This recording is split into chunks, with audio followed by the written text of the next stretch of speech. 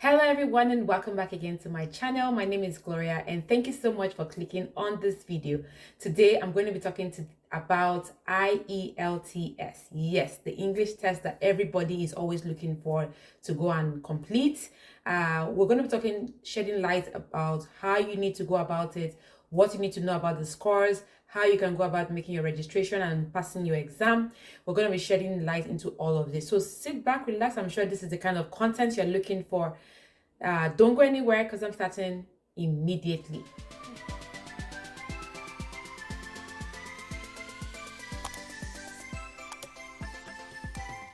Welcome back. So most people are wondering, Gloria, what is IELTS? Well, simply put, IELTS in short stands for International English Testing System. And what this is an English testing system that is designed to help you to study, to work, or to immigrate to a country where English is their native language. So countries like Australia, Canada, New Zealand, UK, or USA.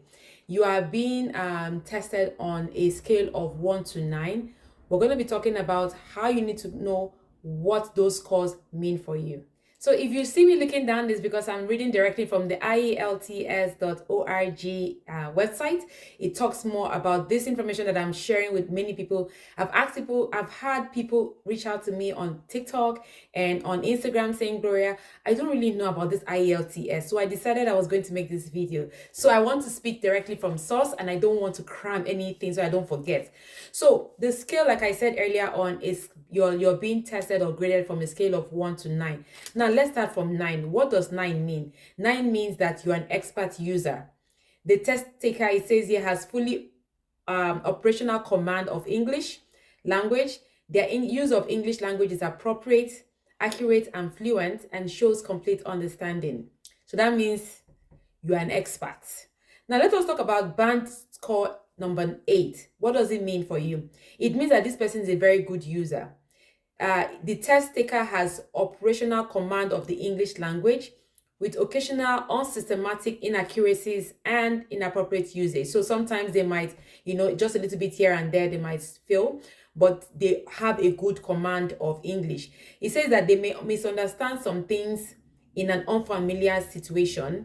They kind of handle complex and detailed argumentation as well. So if you're number 8, that means you're still very good at your English command, but you're not like number 9. Now let us go to number 7. Number 7 means that you're a good user, meaning that you have an operational command of English language. Sometimes you might have some inaccuracies in your usage and misunderstanding in some situations. A person with a band score number 7 can handle complex English language very well and understand detailed reasoning. So that means it's good. And before I continue, I want to make you understand that the minimum score for the IELTS for Canada immigration is 7. So band score 7, that's what we're just talking about, which is you're a good user.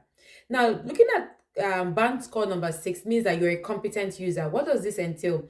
It means that you have an effective command of language despite some inaccuracies, inappropriate usage, also misunderstandings. You can use and understand fairly complex language, particularly in familiar situations. Now, this person with a band score number 6 is a competent user, so they will not be as number 7. And what Canada is looking for in terms of a minimum score would be band score 7. Don't forget that. Now let's look at number 5, band score number 5. Who are these people? They are moderate users. And what does this mean? It means that they have partial command of English language and they cope with overall meaning in most situations. It says that although they are likely to make some mistake or many mistakes, they should be able to handle basic communications in their own field. So somebody who is almost getting there in terms of the English language, the fluency and speaking and writing and everything, they are under band score number 5. Now let us look at band score number 4. These people, they are limited users. And what does this mean? It says that they have competence. The test taker's basic competence is limited to familiar, so they're only limited to familiar situations.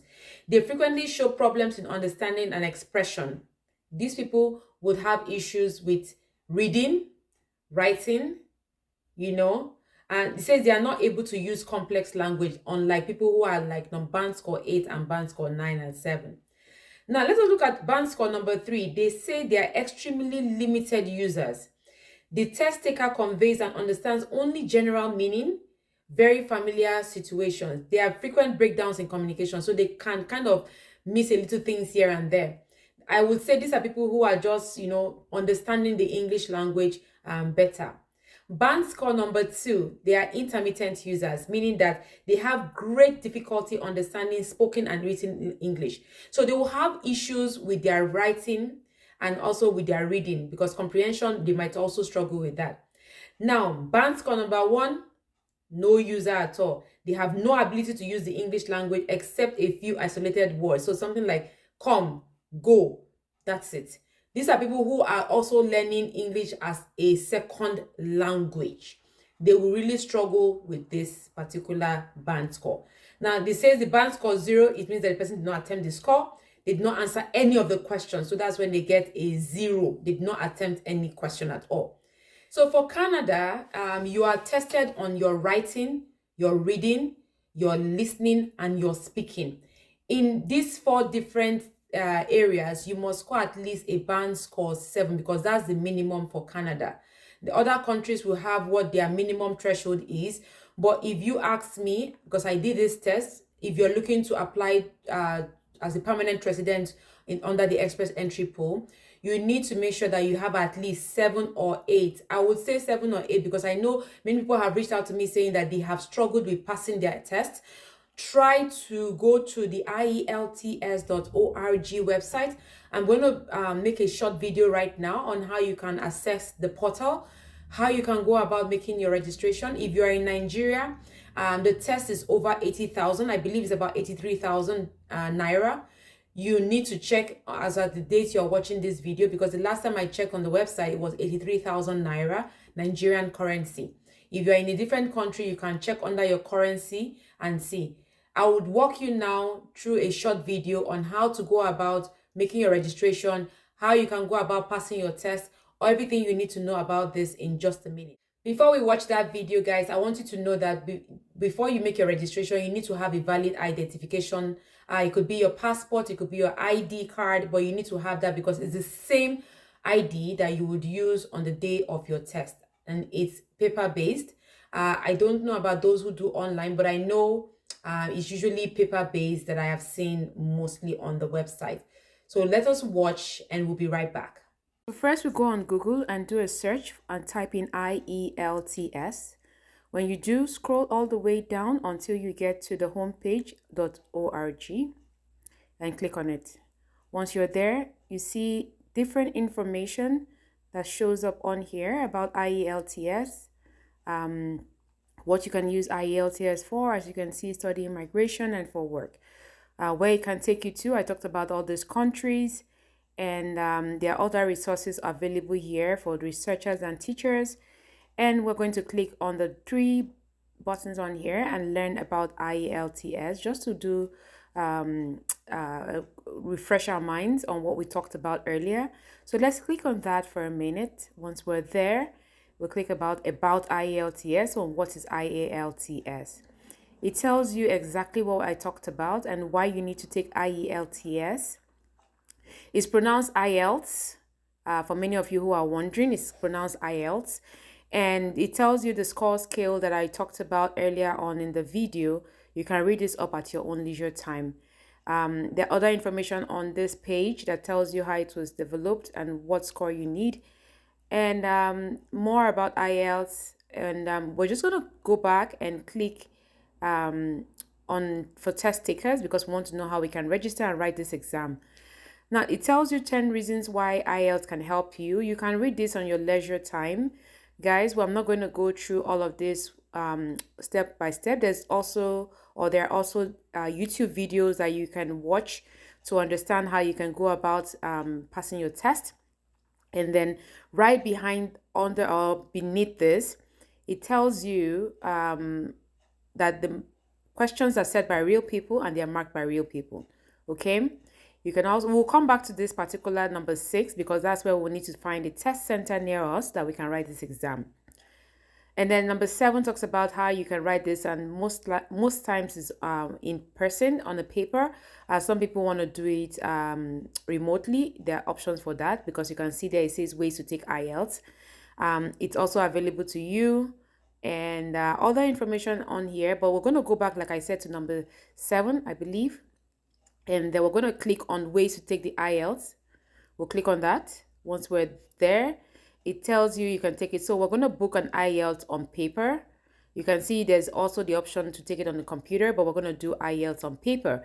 So click on book IELTS, and then it tells you different options. Now, because I am in Canada, I need to go back to change it to a different country. Otherwise, it will tell me IDP. So I would go back, because this is all Canada cities here in Ontario. So I'll go back to change this. I want to change this to Nigeria, because guys, I told you I'm from Nigeria. I'll click that. If you're from other countries, click that. Once you have refined your search, you click on that IELTS again, and then it talks about the test center. Now, so the British Council, you can decide wherever you want to. I want to take my test in Lagos, and then I would search all the way down and look for Lagos, and I'll click on that. So it tells you the address where you can book your exam. And again, guys, you can see as of this date is 83,000. Tells you how you can register, how to register before you fill in the form, what you need to do. And then the test report form, when your results are out, what happens and what you need to know about that. All that will be information on here. Now, we need to know how we can go about registering for this test. How do you create an account and all that good stuff? We'll be talking about that in just a bit. I just to you to see all of this and read this at your leisure time, because we won't have time to read all of that for Canada immigration. Okay, so now we're going to go back all the way from where we started from. Yeah, and then see how we can create an account in order for us to register for this test. Now I have gone back. You need to accept all cookies so that you can continue to book your test. You need to first of all check those 3 stages to booking your IELTS. Check the availability and select your test date, create an account, and book and pay. So remember, because you're looking to immigrate to Canada, it's not going to be academic. It's going to be general. So you want to be very careful with this so that you're not booking the wrong test. Most people usually make this mistake. If you're coming to school and your school requires that, then it will be academic. But if you're looking to immigrate, it will be general training. But make sure you're sure of what exam you're writing. So let's click on IELTS general training.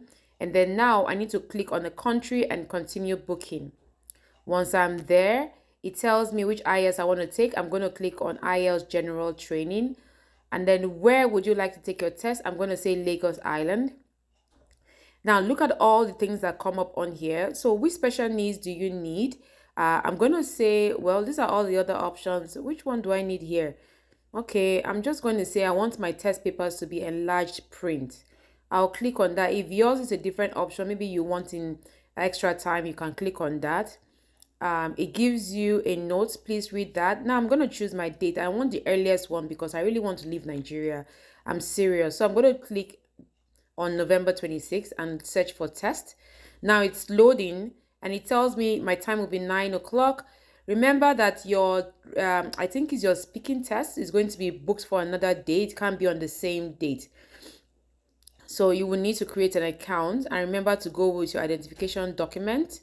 Click, see all this information, fill it in. Don't miss any part.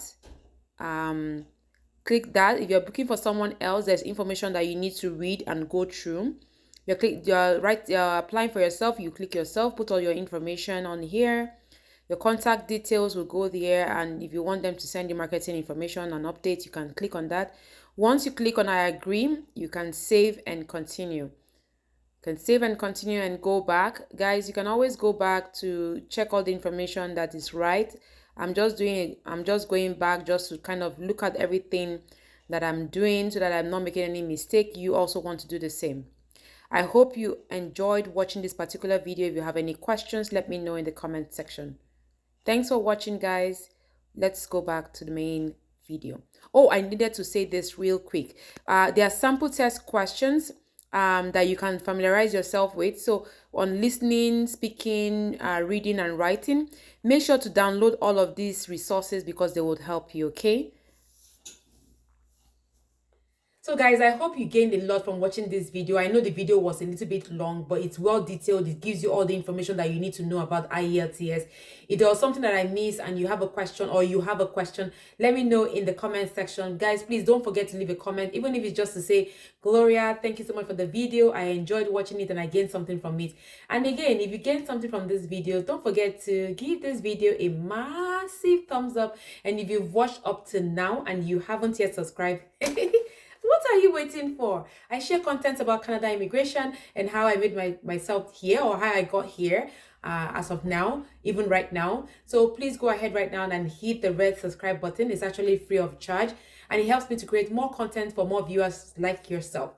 Share the video to your friends, your family members, and all who are looking to come to Canada and don't know how to go about it. I share many information about this on my channel. Guys, please support this channel so that I can make more videos and create more content. If there's a particular video you would like me to make on this channel, let me know in the comment section. And make sure you watch the other videos that I posted by watching the videos that will pop up on your screen shortly.